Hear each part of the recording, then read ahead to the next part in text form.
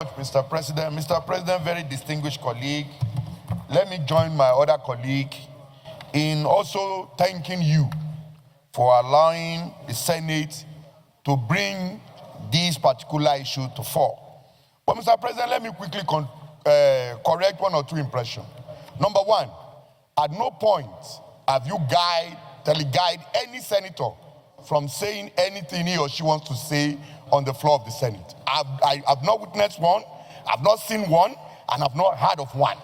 So that needs to be clear. At no point have you teleguided any senator from saying anything on this issue. Number two, at no point has any senator, either from either side of the aisle,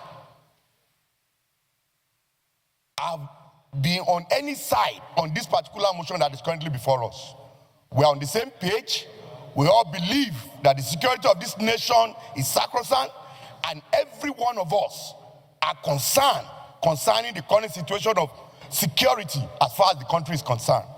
Mr. President, on this note, let me commend the President, President Bola Ahmed Tinubu, for at least ensuring the release of the 38 Eruku community in Kwara State and the students of Kebbi State that have been released.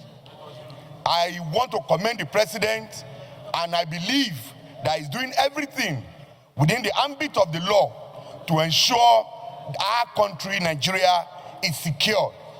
Mr. President, I want us to know in this Senate that Nigeria is at war. Nigeria is at war because these terrorists, the Islamabad, the Boko Haram, and all others are not known to our system. They are not known to our system. They are not Nigerians. They are not Nigerians. They are coming into this country to disrupt the peace of our country. They are not from Nigerians. So if we have external aggression coming in to fight us, that means we are at war. And I want my colleagues to understand that. And again, we can finger international conspiracy in all of this. Because there are some videos that you will see helicopter dropping arms in some pickup van. Where is that helicopter coming from? Who owns those vans? So, Mr. President, Nigeria is at war and international conspiracy is involved. So we should all understand that, and we should not trivialize this matter. Because at 2024, the security report before us shows that we have the lowest number of kidnapping and insecurity in Nigeria. 2024.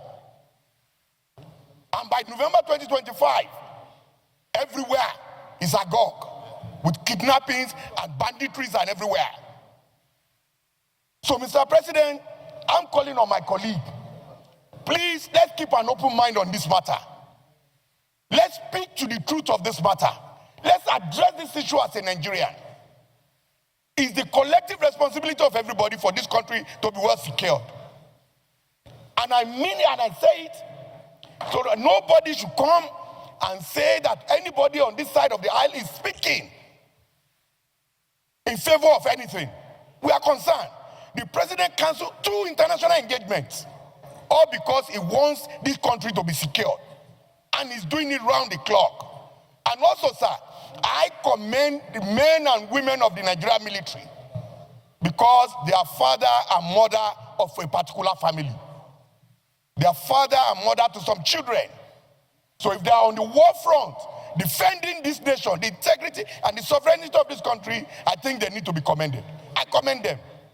And for the investigation which we are carrying out on the issue of Kebbi, since Sunday morning, these terrorists notify that they are coming to that school. So, deploying military, leaving by 1 o'clock, it should be an holistic investigation. There's something going on social media now. They are even announcing the next town, villages they are coming to. We should not just put it by the side. So, Mr. President, distinguished colleague, I believe this Senate will have taken the bull by the horn. The only thing is that we should expedite action on the security summit we are putting together. We should expedite action on it. We should move fast.